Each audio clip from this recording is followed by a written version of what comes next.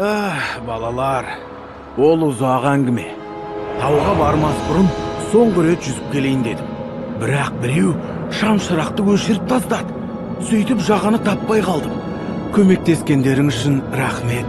Сендер болмасаңдар мұнда ұзақ жүретін едім. Бұл түлкінің құйтырқы әрекеті шығар. Абай болуымыз қажет. Алауша болмаса адасып кетер едік.